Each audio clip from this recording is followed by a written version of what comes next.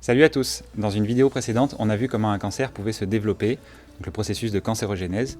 Aujourd'hui, on va voir comment une métastase peut se former, c'est-à-dire une tumeur qui est secondaire à la première tumeur. Alors une métastase, c'est en fait une cellule issue de la première tumeur qui va être transportée dans un autre endroit du corps, un autre organe, un autre tissu, et qui va y développer une deuxième tumeur, donc une tumeur secondaire, et c'est ça qu'on va appeler une métastase. Les métastases, il peut y en avoir plusieurs, dans des tissus différents et dans des endroits différents du corps. Alors comment c'est possible? On a vu que dans une tumeur primaire, il y avait un phénomène qui se produisait, la néoangiogénèse. En fait, c'est la formation de nouveaux vaisseaux sanguins dans cette tumeur, dont le but est de nourrir la tumeur. Alors ce mécanisme est complètement normal. Quand un organe se développe, l'organisme lui met à disposition un nouveau réseau de capillaires sanguins pour pouvoir le nourrir, pour pouvoir l'irriguer. Le problème là, c'est qu'il va nourrir une tumeur, et donc il va l'aider à se développer. Et une autre caractéristique des cellules tumorales, c'est la perte d'adhérence. Alors on a vu qu'elles étaient hyper prolifératives, mais en plus de ça, elles vont perdre l'adhérence par rapport aux autres cellules. Dans un tissu normal, comme un épithélium par exemple, les cellules sont collées entre elles, elles sont aussi collées à une lame basale qui est un tapis moléculaire qui va rendre le tout très cohésif et très solide. Dans une tumeur, les cellules vont perdre l'adhérence qu'elles ont avec leurs voisines, et donc une tumeur peut se développer un peu dans n'importe quel sens. Dans cette tumeur, on a donc un nouveau réseau vasculaire, et les cellules vont être vraiment en contact avec les vaisseaux sanguins. Et comme elles perdent leur adhérence, elles peuvent rentrer dans les vaisseaux et donc être transportées par la circulation sanguine. Une fois qu'elles arrivent dans la circulation sanguine, elles vont être la cible du système immunitaire.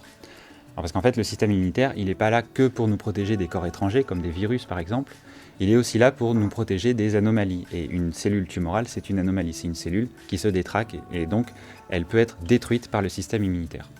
Donc ces cellules tumorales vont être la cible de ce système immunitaire, mais là, c'est une question de statistique. S'il y a trop de cellules cancéreuses dans la circulation, certaines vont pouvoir passer entre les mailles du filet immunitaire et donc continuer leur course dans la grande circulation.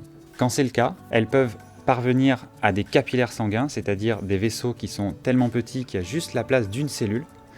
Et dans ces conditions, la pression sanguine va pousser les cellules contre les parois du vaisseau et va pouvoir induire un phénomène qu'on appelle l'extravasation, et qui est littéralement la sortie de la cellule du système sanguin.